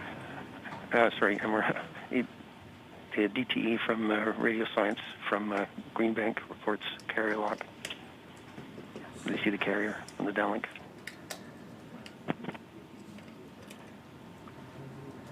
Flight level 1. We are continuing to wait for entry interface. We're about 6 minutes and 45 seconds from entry interface. We have confirmation from Greenback that they are receiving direct-to-Earth telemetry via that path. The spacecraft Perseverance is currently transmitting heartbeat tones. These tones indicate that Perseverance is operating normally and has nothing significant to report. This is as expected. We're currently just over 6 minutes from entry interface.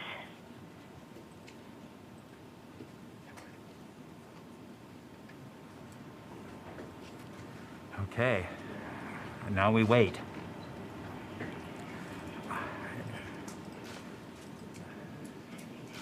As soon as we get to the top of the atmosphere, it will be very quickly, which is the entry point. It won't be very long before the atmosphere will start getting thicker and thicker. It's going very quickly at a fairly steep angle of 15 degrees into the atmosphere, and as it starts to slow down. We're just under, we're about 5.5 minutes from entry interface. We're still receiving heartbeat tones. We expect to continue receiving heartbeat tones until about 5 minutes after entry. At that time, Perseverance will be no longer in view of our antennas here on Earth. About 90 seconds prior to entry, the Mars Reconnaissance Orbiter should begin receiving telemetry from Perseverance and streaming it to Earth in near real time. There are a few expected short outages, such as when we have a plasma blackout or when we enter the peak heating phase. Aside from these outages caused by the plasma blackout, antenna switching, or high dynamic events, spacecraft events, we should have telemetry until about 90 seconds after landing. A plasma blackout is when the signal from Perseverance isn't strong enough to make it through the superheated, super fast air flowing around the spacecraft all the way down to Earth. Once the temperature drops below that peak heating, we do reacquire the signal from Perseverance. We are currently about 4.5 minutes from entry interface. Perseverance continues to report heartbeat tones, indicating everything is nominal. Okay, what we're looking for now is Mars Reconnaissance Orbiter should be in view soon of our vehicle and be able to listen to ones and zeros coming from a separate radio that's really designed to talk between spacecraft. Camera reports the electro radio is powered on, ready to receive signals from the lander. Okay. MRO is ready and able and waiting to hear from our rover. Mars Reconnaissance Orbiter has reported that it's ready to receive the signals from Perseverance. It should be in a few minutes here. We're just Flight local 1 from entry interface.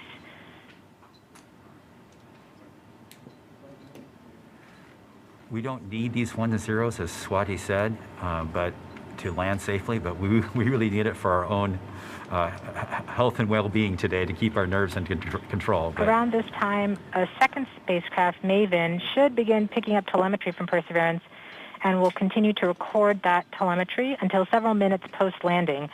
We won't get that data for several hours after landing, as it's being recorded and then will be forwarded to Earth later. We are continuing to receive heartbeat tones, indicating that everything is nominal. We're currently at about 3 minutes until entry interface. Okay. Very soon we'll be getting 1s and 0s, I hope, from our radio on the rover.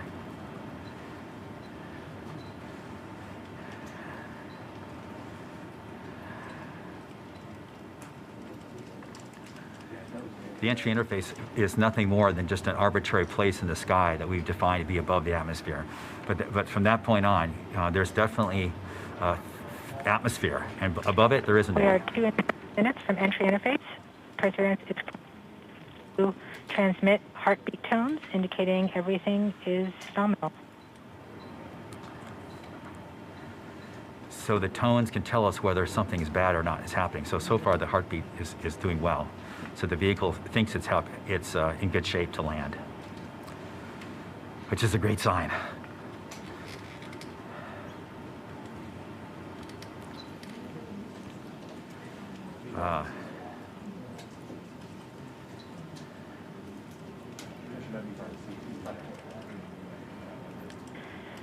We're just under 2 minutes from entry interface. As it gets closer to Mars, Perseverance is actually being pulled in by gravity and accelerating.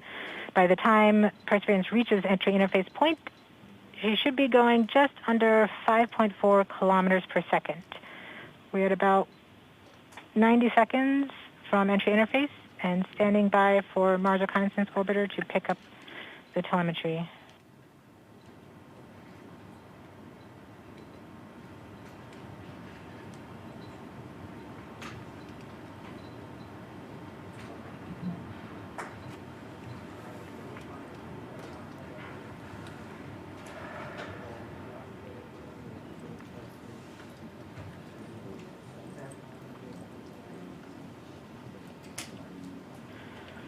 We are 1 minute from entry interface.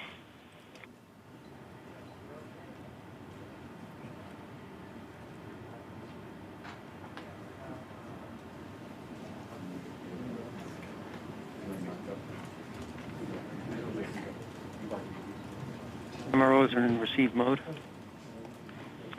We have confirmation that the Mars Reconnaissance Orbiter is now relaying data from Perseverance.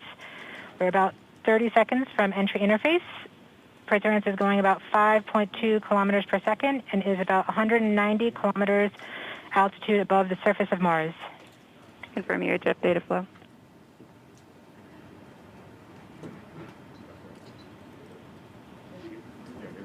About seconds from entry interface. 5.3 kilometers per second and an altitude of about 150 kilometers from the surface of Mars.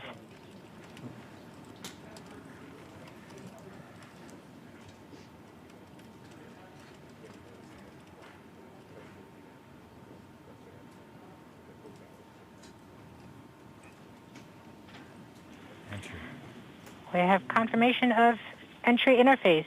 Perseverance is currently going 5.3 kilometers per second at an altitude of about 120 kilometers from the surface of Mars.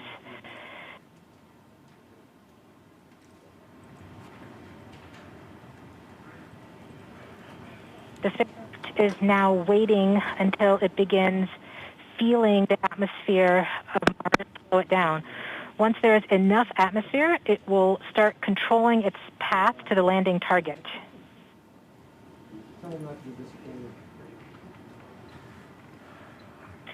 Navigation is also confirming that we can see a little bit of that slowdown of the atmosphere on the Perseverance entry capsule. Our current velocity is about 5.36 kilometers per second and an altitude of about 67 kilometers from the surface. We are probably seeing MRO plasma blackout at this point.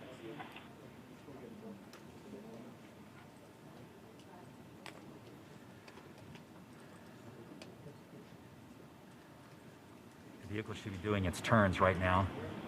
MRO has lost lock. Perseverance. We have indications that Perseverance is now performing bank reversals in the atmosphere. These are the steps in order to control its distance to the landing target.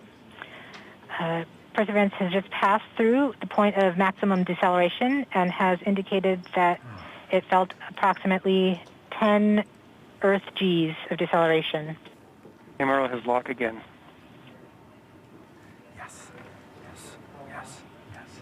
We saw a small outage of the UHF telemetry from Mars Reconnaissance Orbiter during that peak heating phase, likely caused by the plasma blackout. Perseverance is still continuing to perform bank reversals in the atmosphere to control its distance to the landing target.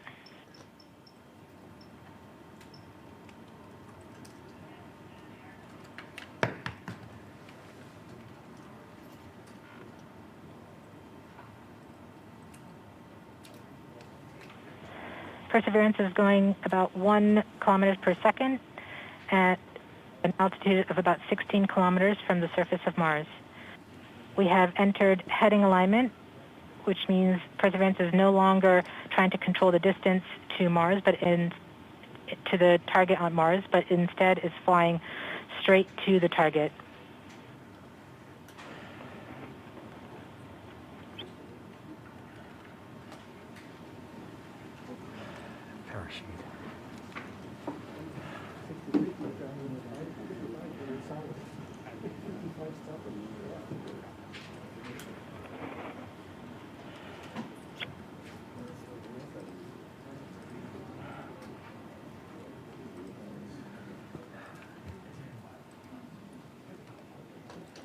Our current velocity is about 550 meters per second at an altitude of about 15 kilometers from the surface.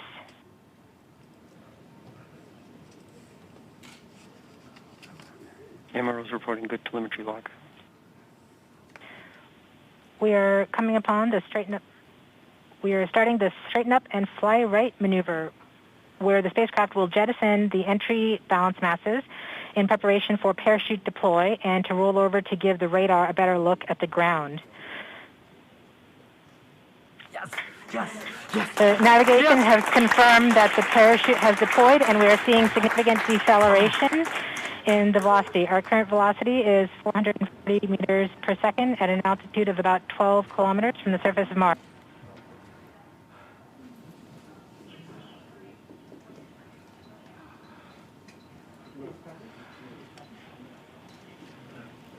Perseverance has now slowed to subsonic speeds, and the heat shield has been separated. This allows both the radar and the cameras to get their first look at the surface. Current velocity is 145 meters per second at an altitude of about 9.5 kilometers above the surface.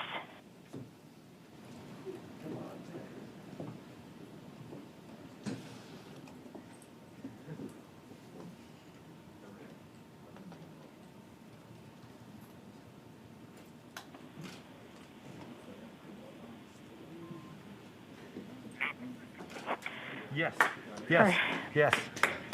Perseverance now has radar lock on the ground. Current velocity is about 100 meters per second, 6.6 kilometers above the surface of Mars. Perseverance is continuing to descend on the parachute. We are coming up on the initialization of terrain relative navigation and subsequently the priming of the landing engines. Our current velocity is about 90 meters per second at an altitude of 4.2 kilometers.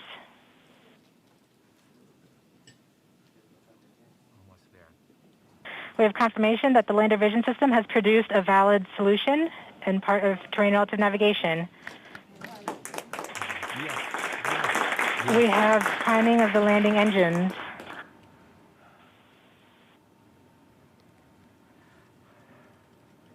Current velocity is 83 meters per second at about 2.6 kilometers from the surface of Mars. We have confirmation that the back shell has separated. We are currently performing the divert maneuver.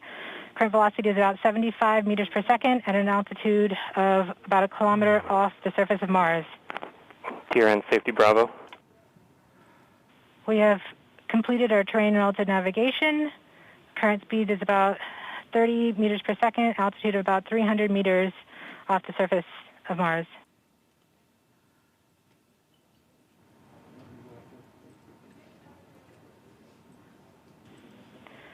We have started our constant velocity accordion, which means we are conducting the sky crane, about to conduct the sky crane maneuver. We've lost direct-to-earth tones. As expected. As expected. Sky crane maneuver has started, about 20 meters off the surface.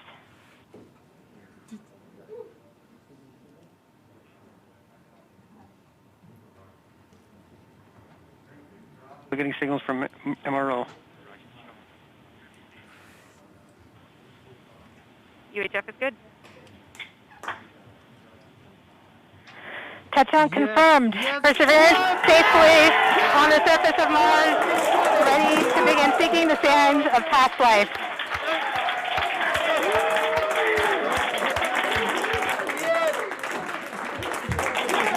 At this point, the descent stage has flown away to a safe distance. Perseverance is continuing to transmit direct through Mars Reconnaissance Orbiter to Earth.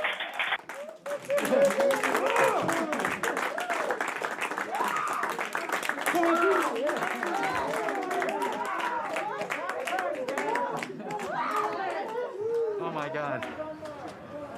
Oh. Oh. MRO reports they're still getting telemetry from the lander.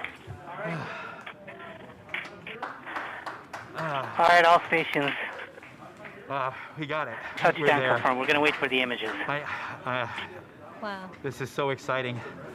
The team is beside themselves. It's so surreal. Stay tuned. We might get some pictures. That'd be great.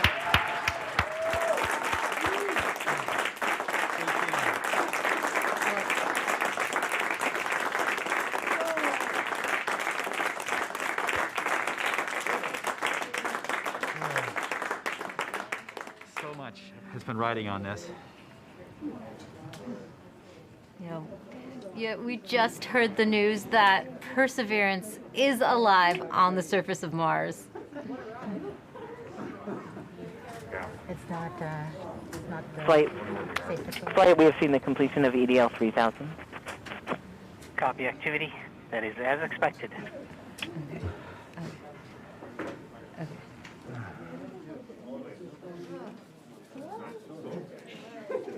MRO is still seeing a strong signal from the lander.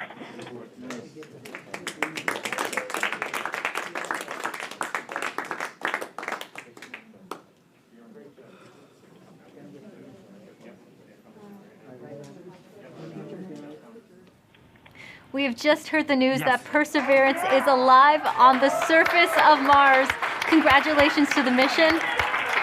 And looks like we have some more news in. It looks like we're getting the first image. Here, take a look at the first image.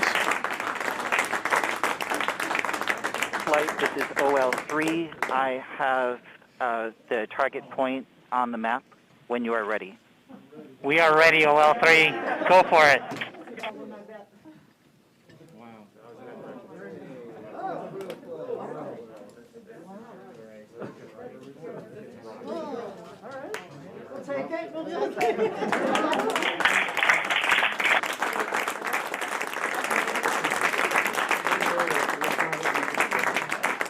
Flight, I'll be moving in, showing you the safe zone that we've landed in.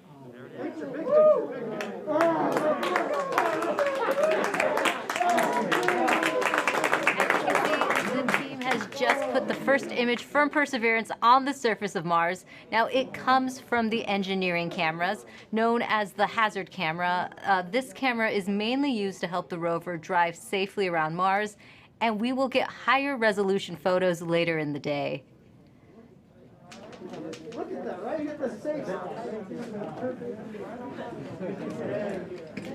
Wow, let's see our engine. Nice. This is amazing. There's Andrew.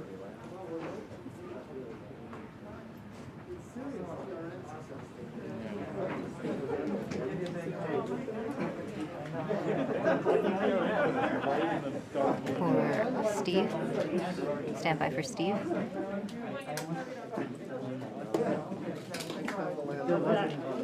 Yeah, my mouth. Oh my God.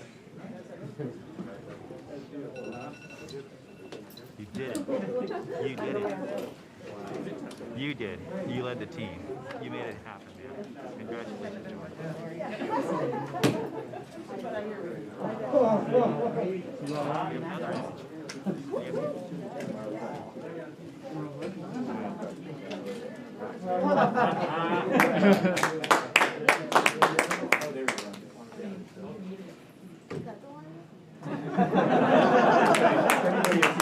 We just got our second image in. Our second image is in. Okay, these we have a camera in the front and rear of the spacecraft. They're near the ground, so these are pretty close. So you can see the wheels there, and they're a little dirty because we've got glass covers over these cameras. But we took these seconds after landing, so there's still dust in the air from our landing event. So this is happening. This happened just seconds ago. Just arrived, and this is really amazing. And we even know where we landed. This is the most amazing thing. The vehicle has told us where it's landed because it figured it out. This is a sign. NASA works. NASA works. And when we put our arms together and our hands together and our brains together, we can succeed. This is what NASA does. This is what we can do as a country. On all of the problems we have, we need to work together to do these kinds of things and make success happen.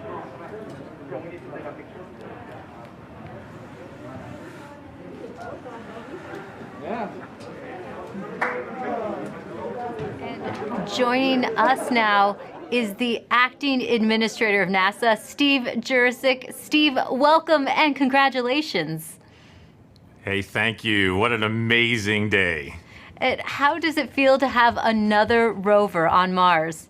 It's amazing to have Perseverance join Curiosity on Mars, and just a credit to the team. I mean, just what an amazing team to work through all the adversity that goes and all the challenges that go with landing a rover on Mars, plus the challenges of COVID, and just an amazing accomplishment. And what does this mean for NASA and its future plans? So for robotic exploration, every time we execute a mission with new instruments, we discover new things and things we never thought we would discover. So that always informs our future robotic missions, both landers, rovers, and orbiters. This mission also has technology on it. One of the cool things is the Ingenuity helicopter. It's an experiment on this mission, but if it's successful, we can use it as an science observation platform by putting instruments on it, and also use it as a scout for future rover missions, and then just the entry, descent, and landing capability. It'll allow us to land more larger, more ambitious robots on the surface of Mars, and then for human exploration. We have the MEDLI, Mars Entry, Descent, and Landing Instrumentation, which is going to give us EDL information. We have the Mars Environmental Dynamics Analyzer. It's going to give us size and properties of dust particles, because when we send people, we're going to have to deal with that dust. This is just an incredible mission because of the science and the technology, and then caching samples for a Mars sample return mission. That will be an amazing mission, the first round trip to Mars and back. and bringing those samples cached by Perseverance back to Earth to examine with state-of-the-art equipment in our laboratories here on Earth. We have so much to look forward to. And we also have a student question coming in from Landon. Let's take a look. Hi, my name is Landon Applegate. I'm in 6th grade and I'm going to Academy for Academic Excellence. And my question is, do you think we could get resources from Mars to help on future missions or even as like a launching point? Great question, Landon. Actually, we have an experiment called the Mars Oxygen In Situ Resource Utilization Experiment, or MOXIE, and it's going to demonstrate generating oxygen from atmospheric CO2, and that could help generate breathable oxygen, and even if we can liquefy it, oxidizer for propulsion systems. So that's a tech demo on Perseverance. And then we're going to continue to characterize the frozen water on and below the surface of Mars, and eventually try to figure out how to extract that water from the Martian soil, or what we call regolith. And then we can use that for potable water and also break it down into oxygen and hydrogen for rocket fuel. So absolutely, we're going to try to eventually figure out how to live off the land to support human missions to Mars. Thanks for taking the time to talk to us today, Steve. Thank you. And now that Perseverance has safely touched down on Mars, let's learn more about what's in store for the rover. Joining us now is Surface Mission Manager Jessica Samuels. Jessica, your surface operations team has now taken over. What are they doing now? Yes, hi Raquel. We are so excited here in the Surface Mission Support area. The team will do a handover with the entry, descent, and landing team and pass any critical information. And then this team behind us will be the team that does the health and safety assessments daily as we progress on this mission. And what do the upcoming weeks look like for your team? So as we enter Mars time now, the commanding team will be working overnight while the rover is asleep so that we can perform the initial checkouts of our key rover functions and our science instruments. And we have to do this all in time for the regularly scheduled communication pass, which happens in the morning. And so we will be working around the clock, making sure that Perseverance is healthy, and we will begin this exciting adventure. And can you tell me, what's it like living on Mars time? It's a little bit like constantly, flying and changing your time zone. The rover, on Earth, the rover wakes up at the same time every day, but on Earth, that's 40 minutes later. So the team is going to be shifting our work schedule by 40 minutes as we come into work over the next few weeks. So it'll be exciting and some late nights, but we're also excited and we can't wait. It's a whole new lifestyle. Yes. We also have a student question for you. This is Sophia's video. Hi, my name is Sofia Lopez, and my question for NASA is, how's Perseverance gonna survive? And here's a drawing that I made from Perseverance thinking about Earth. Thank you. Well, Sophia, Perseverance survives with a power source that charges its batteries overnight while it sleeps, and it keeps heaters on so that all of our critical electronics can stay warm, as well as our mechanism. But it's really survived by the team that performs the health and safety assessments every day and communicates with the rover and makes sure that she's doing okay. Well, thanks for your time, Jessica, and good luck living on Mars time. Thank you. Should be fun. Let's head back to Marina as she gives us a sneak peek into the future at JPL. Thanks so much, Raquel. It's definitely bustling behind me. It's not quiet like it was just 20 minutes ago. And congrats to the whole team. What an amazing accomplishment. Mike Watkins is the director of NASA's Jet Propulsion Laboratory. He was the mission manager during the Curiosity rover landing on Mars. Welcome, Mike. Oh, thanks. Glad to be here. You can see all my mask markings on. Well, you were just celebrating, and rightly so. Now, you've been around for a number of Mars landings. What makes this one special? Well, you know, two things. I mean, it's the biggest and best rover we've ever sent to Mars, and it can really, you know, do amazing things in terms of, you know, its own scientific exploration of this habitable environment, you know, at Jezero.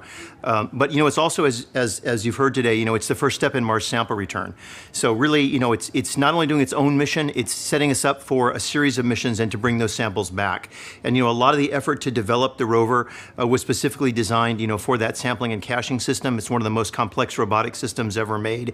And you know, having it down safely means Mars sample return continues right on course, and we are moving forward.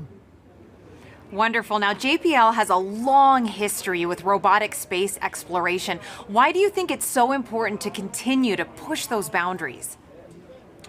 You know, there's a lot of reasons. I mean, obviously, you know, for places that are far away, like Mars, and even farther away, you know, like Europa, right now, robotic exploration is the only way we can make those scientific discoveries and really understand these early habitable environments. In the case of Europa, maybe it's even still habitable. And, you know, we're not ready to go there with astronauts yet, but the robots are ready to go there. And so we always, you know, are forerunners and pathfinders of human exploration. And we start by sending, you know, our eyes and arms there in the form of a robot. And it is just fantastic to be able to do that and to learn from each rover, learn from the science and the engineering and make the next one better and make more and more discoveries. And every time we do one of these missions, we make fabulous discoveries. And you know, each one is more exciting than the last. The future does look exciting. Now, as director of JPL, what would you like to say to those teams right now celebrating? Oh, you know, obviously they have earned it. Let me tell you. I mean, they have worked, you know, for years and years on this mission, and then in the past year, of course, we had the COVID experience, and you know, I want to thank not only the team but also, you know, all of JPL. You know, a lot of folks had to pitch in here, you know, in terms of making sure our remote telework, you know, our IT systems were good enough to support folks working from home. You know, all of the folks looking at PPE and our safe distancing and reconfiguring facilities to make them safe for the employees. It's just an incredible amount of work by the entire lab, and of course, especially by this team. And you know, and in one sense, you know, the 7 minutes of terror are very exciting, but on the other hand, you know, the mission's just started, right? We built the mission, you know, not to land, but actually to drive and get the samples and do other technology, you know, demonstrations. And so, you know, for much of the team, you know, this part of the mission's over, but for most of the team, the mission's really just starting. And so, you know, I think they're very excited, but you know, everybody, I think, can take a deep breath and a sigh of relief now that we are safely down on the surface. Yes, that collective sigh of relief, and I hear a lot of excitement and celebration behind me as well. So thanks so much for joining me, Mike. It's my pleasure, and thanks to everyone for joining us too. Congrats again to the Mars 2020 Perseverance team for a successful landing. Back to you, Raquel. Now, there will be a flight test coming up for the Ingenuity Mars helicopter, and if this technology experiment is successful, it would mark the first time we have taken a power-controlled flight on another planet. Sometimes you have to do something just to show that you can do it. When the Wright brothers flew for the first time, they flew an experimental aircraft. And in the same way, the Mars helicopter is designed to show that we can fly powered helicopter flight in the Martian atmosphere.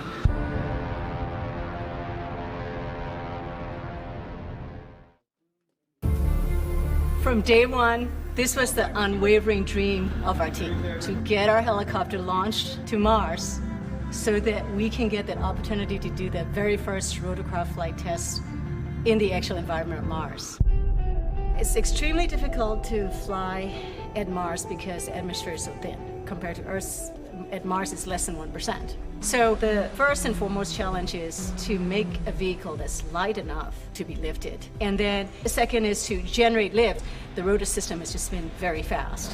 2,000, 2,200, 2,400, 2,600. We're spinning between 2,000 and 3,000 revolutions per minute, and it takes a lot of energy. So it's that balance of a very light system, yet having enough energy that's needed to, spin the rotor so fast to lift, and on top of it, having to design in the autonomy. It has to be fully autonomous from the time it takes off to the time it lands. What we do on the ground is we plan the flights, and so we determine from here where we want the helicopter to go. Our experiment window is 30 Martian days.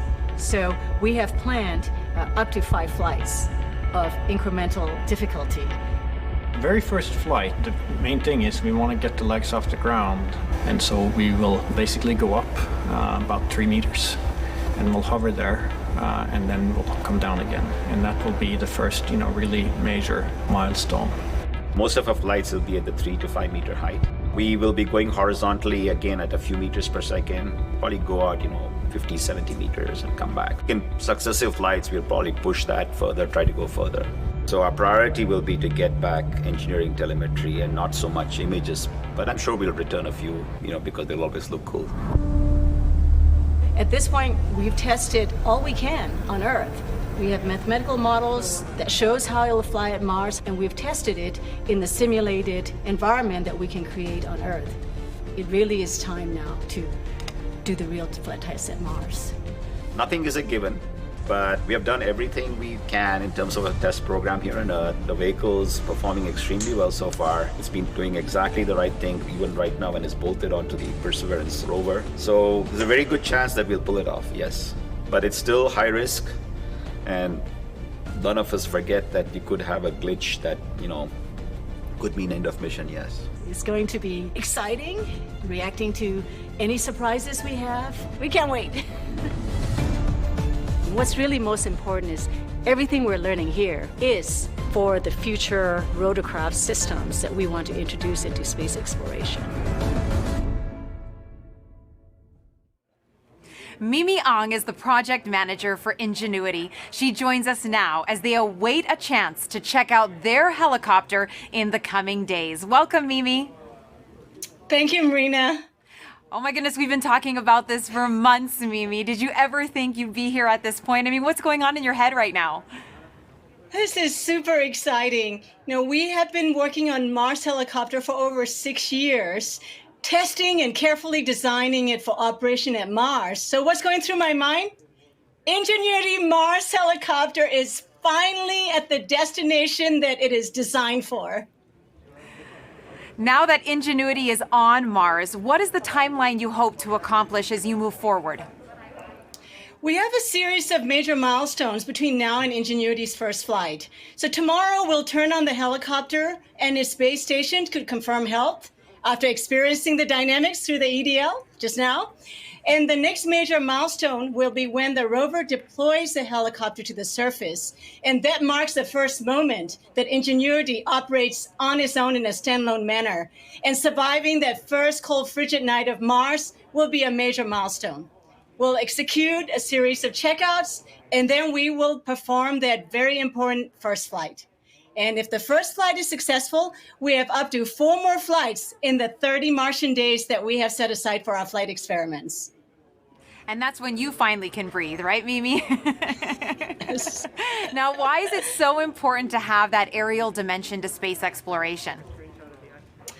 A helicopter flying far ahead of rovers and astronauts in the future can provide high-definition reconnaissance information for the rovers and the astronauts before they take the long journeys.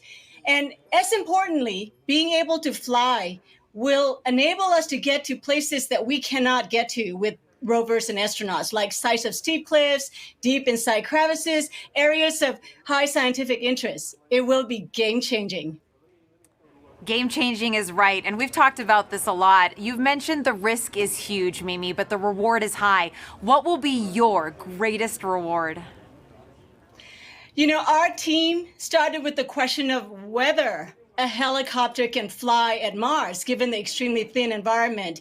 And we systematically demonstrated a series of technical steps. We demonstrated lift first, and then we demonstrated lift and the first ever powered control rotorcraft flight in simulated Mars atmospheric density. And then we went on to build the full-up helicopter that can not only fly, but operate and survive autonomously at Mars, all under 1.8 kilograms, about 4 pounds. And each of these major milestones have been a first. And the success at each of these has been so rewarding. And along the way, the rewards just kept coming. And I have to tell you, at this moment, it's going up exponentially. So after all these tests, analysis, simulations, and more tests on Earth, our team now gets a chance to test, prove, and learn how it works in the actual environment of Mars. Our team can't ask for a bigger reward than that. Oh, Mimi, I'm so happy for you and your team. And now we're going to take a question from social media on Instagram for you.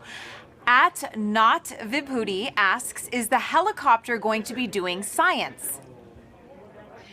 Well, the helicopter Ingenuity is a technology demonstration, and we are demonstrating the ability to fly and learning how to fly for the very, very first time. And so this is a technology demonstration and a pathfinder for future larger rotorcraft, future missions that will carry much larger instruments. So on this mission, we're not doing any science. We're concentrating on engineering data. How did the vehicle perform? And as you saw Bob Belram in the video before, we will be taking a few first ever color pictures from the flying aerial vantage point, but they'll be icing on the cake. For this one, this is all about engineering data and how do we fly compared to all our tests we have done on Earth. Mimi, so much for your team and the future generations of scientists and engineers to look forward to. Thank you. Thank you so Great much day. for joining us, Mimi, and good luck to your team with that first test flight. Thank you so much. Now we look forward to the Perseverance rover and Ingenuity helicopter beginning their journeys on Mars as their adventures are just about to start. Go Perseverance and go Ingenuity. Back to you, Raquel. Thanks, Marina. Landing on Mars is never easy, but this team has persevered, and NASA's 5th rover is on the red planet. You can still hear them buzzing in the back right now. And to get the latest updates on Perseverance as it explores Mars, follow at NASA Persevere on Facebook and Twitter. I'd like to thank everyone watching for joining us today. And to the students and teachers tuning in, we hope you learned a lot from today's landing, and thank you for all your questions. We have a news briefing coming up at 2:30 p.m. Pacific Time. That briefing will wrap up the day and include reactions from Perseverance team members. We'll leave you now with some of the landing celebration photos you've shared with us, set to Youngblood's cover of David Bowie's Life on Mars. I'm Raquel Villanueva. Thanks for watching.